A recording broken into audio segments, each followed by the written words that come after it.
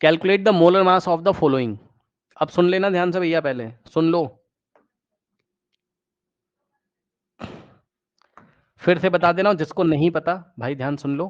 कभी भी वो मोलर मास अगर तुमसे बोल दें तो मोलर मास का क्या मतलब होता है? ग्राम्स में। ग्राम्स में। मास ऑफ 1 मोल पार्टिकल्स क्या होता है? Mass of of 1 particles. 1 mole particles, सही।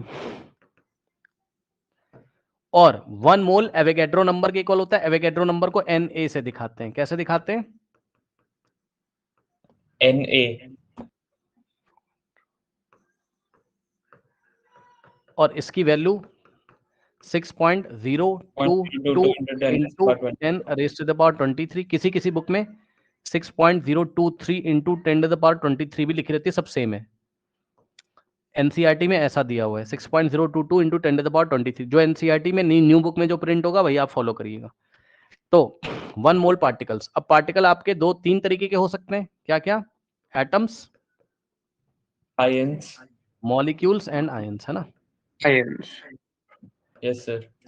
तो सवाल इस पे भी आ सकता है, इस पे भी, इस पे भी। अगर 1 मोल एटम का मास निकालेगा तो नाम पड़ेगा क्या? देखो ये मोलर मास का मीनिंग मैंने बताया, मोलर ठीक। Molar mass. Molar atomic mass नाम पड़ जाएगा। मोलर एटॉमिक मास, ये क्या हो जाएगा? मास of 1 mole atoms. 1 mole atom. Particle की जगह हम एटम्स लिखेंगे। और दिमाग भी चलना चाहिए आपका।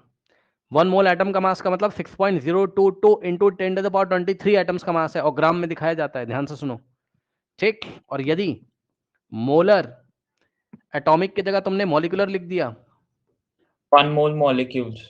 मास of 1 mole molecules.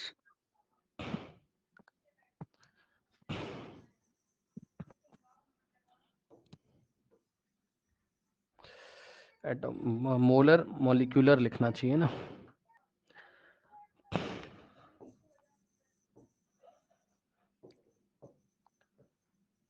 Mass of 1 मोल क्या? मॉलिक्यूल्स। और सुनो, अब जब आप हायर क्लासेस में जाओगे तो मोलर एटॉमिक मास नहीं बोला जाता है, मोलर मॉलिक्यूलर मास भी ना बोल के चुपचाप क्या बोल देते हैं? Molar mass. अब तुम अपने आप समझ लो भाई, सामने कुछ सिंबल लिखा होगा, एटम लिखा होगा, तो 1 मोल एटम्स के मास की बात करी जा रही होगी ग्राम में, और सामने मॉलिक्यूल लिखा होगा तो 1 मोल मॉलिक्यूल्स की बात करी जा रही होगी ग्राम में, और सामने आयन लिखा होगा।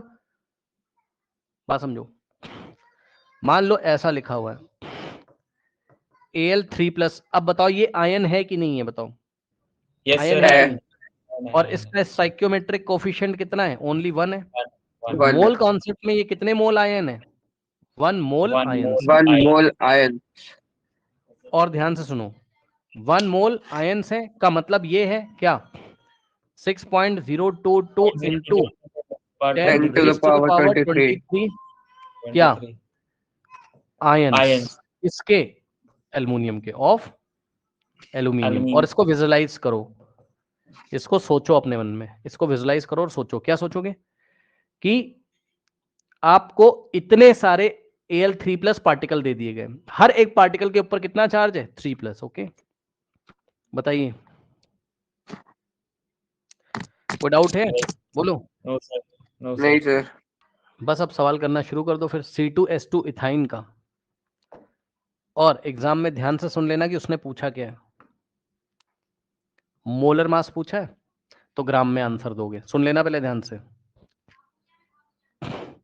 कार्बन कितने बोलो? 2, सो 2 इंटू 12 प्लस हाइड्रोजन कितने? 2, सो 2 इंटू 1। आंसर कितना आएगा? 24 प्लस 2 कितना होता है? 26 U। और U को हटा के क्या लगा दोगे? ग्राम्स।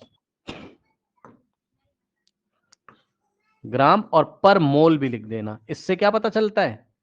एक बात तुम्हें बताना चाहता हूं मैं, ग्राम का शॉर्ट फॉर्म होता है G,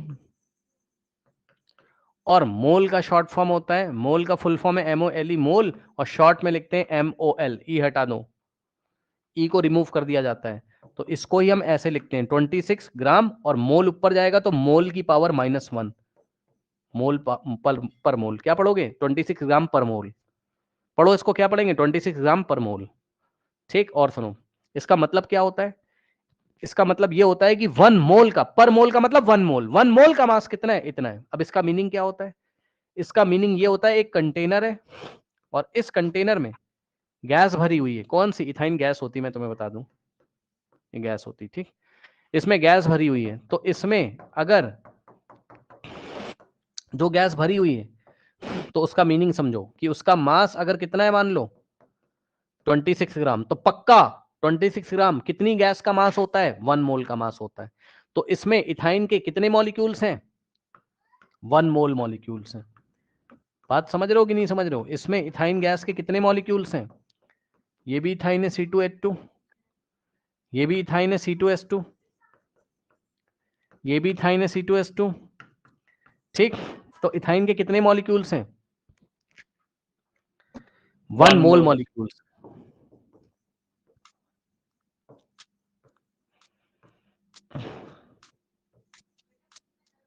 वन मोल मॉलिक्यूल्स का मतलब इसमें कितने मॉलिक्यूल्स हैं? इसमें कितने पार्टिकल हैं? 6.022 इंटू 10⁻23 मॉलिक्यूल्स हैं। यानी कि इतने सारे मॉलिक्यूल जब पास पास आते हैं तो उसका मास मेजर करोगे तो कितना आएगा? 26 ग्राम। ठीक है सर एक्सक्यूज एक्सक्यूज मी मी, सर, हाँ बताइए। सर हम ग्राम पर मोल को स्लैश मोल लिख सकते हैं?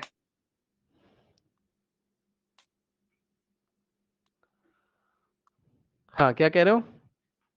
मैं कह रहा हूँ जैसे हमने लिखा 26 ग्राम पर मोल, हम 26 ग्राम स्लैश मोल लिख सकते हैं? हाँ, ठीक है। आप ऐसे भी तो लिख सकते हो, यही चीज तो यहाँ लिखी हुई है, 26 ग्राम पर मोल। हाँ बताइए, और कोई डाउट है?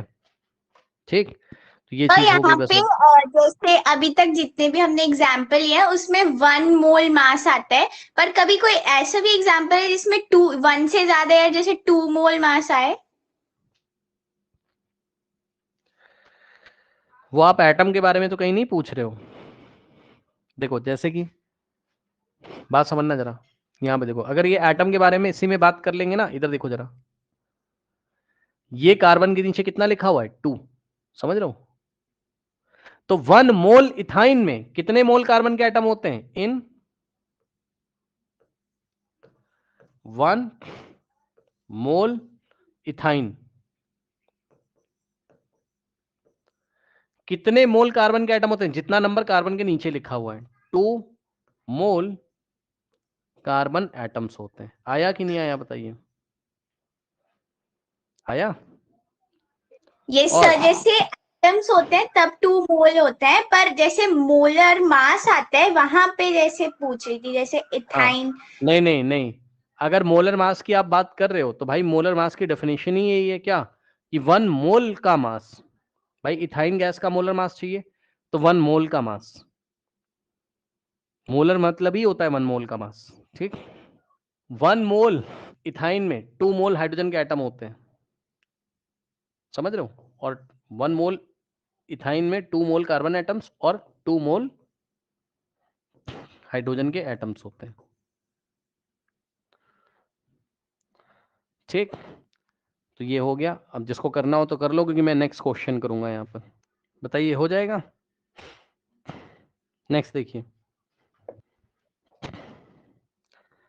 अब सल्फर होता है सॉलिड, आपका येलो कलर का पाउडर है ना सल्फर। तो ये पाउडर रखा हुआ है सल्फर का, तो इसमें सब सल्फर के मॉलिक्यूल्स हैं, और उसने क्या पूछा है? मोलर मास, मतलब 1 मोल का मास। तो कुछ नहीं करना है, सल्फर 8 इंटू, और सल्फर का सिंबल क्या पढ़ा है? नीचे 16 ऊपर 32। अब जो लोग याद नहीं कर रहे हैं तो भाई क्यों नहीं याद करते हो, याद करके आओ। 8 इंटू कितना कर दोगे? 32, 8 2 जा 16, 1 8 से 24 प्लस 1 25, 256, और ग्राम लिखोगे और पर मोल कर दोगे।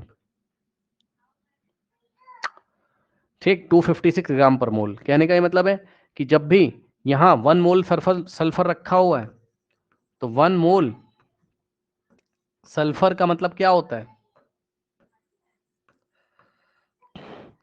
इसमें 6.022 into 10 raise to the power 23 S8 molecules हैं, सल्फर के मॉलिक्यूल्स हैं। और जब उनका मास मेजर किया गया तो मास कितना आया, 256 टोटल मिला ग्राम। के 256 ग्राम। ये इसका मीनिंग होता है। ठीक, अब ये सब क्वेश्चन देख लो आप। अब ये सब मैं नहीं करा रहा हूँ। यूनिट का खासा ध्यान रखना, जब भी मोलर मास बोलेगा तो यूनिट का ध्यान रखिएगा। चलिए जरा सवाल लगाना शुरू करिए। ये सब फास्फोरस का निकालो, हाइड्रोक्लोरिक एसिड का निकालो, नाइट्रिक सर हो एसिड का गया निकालो। हो गया सर। हो जाएगा ये। अच्छा, इंपॉर्टेंट बात क्या है, इंपॉर्टेंट बात क्या है बताओ। इंपॉर्टेंट बात ये है कि जब उसने मोलर मास पूछा तुमने ग्राम पर मोल नहीं लिखा तो भैया 0 मिलेगा। सुन लो, हाँ जी अगर तुमने यू लिख दिया पीछे 0, अगर तुमने कोई यूनिट नहीं लिखी 0। ध्यान रखना। ठीक है सर।